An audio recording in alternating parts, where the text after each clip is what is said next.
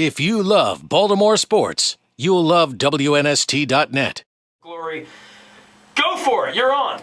Well, good morning, Baltimore. This is 1570 AM Sports Talk WNST and WNST.net. I am Domenic Vadala. Now, you heard me say good morning.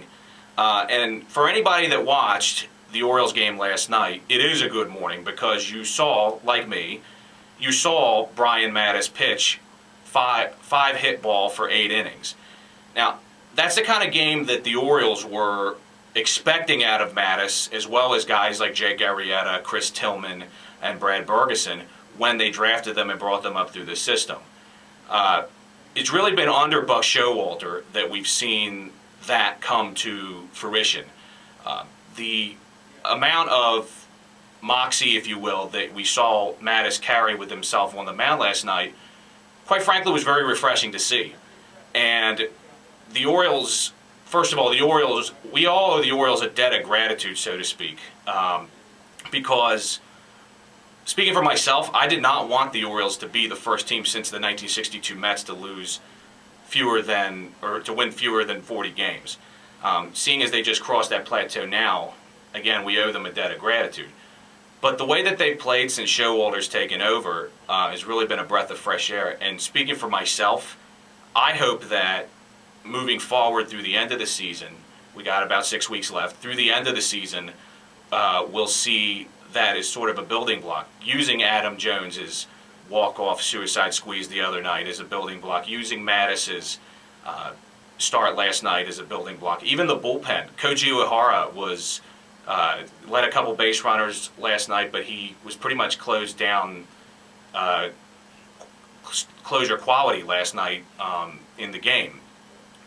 The Orioles are a team that are up and coming, hopefully next year and beyond.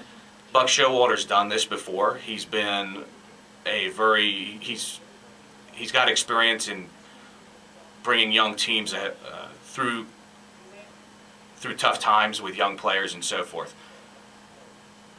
We also have a team in Baltimore in the Ravens that is very much in the here and now. They made a big offseason acquisition in Anquan Boldin, who, speaking for myself, I think that Derek Mason will probably complement Boldin. So now with the Ravens, you've got two big targets out on the flank on either side of the field where Joe Flacco can throw the ball. As a result of having two receivers like Boldin and Mason, I think that you'll probably see much more zone coverage on the Ravens this year. What does that do? Well, it opens up a big pocket of real estate in the middle of the field for tight ends like Todd Heap to run through, and you'll see Flacco being able to complete passes over the middle as well as out on the wings to Boldin and Mason. The Ravens play in a division which is a tough division. Fortunately for the Ravens and for everybody, you have a team like the Cleveland Browns, which they speak for themselves in terms of quality or lack thereof.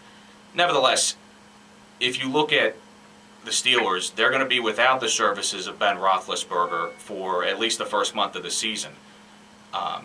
As for the Bengals, I personally believe that they'll be in crisis mode by week 6 or 7 as a result of Ochocinco and T.O.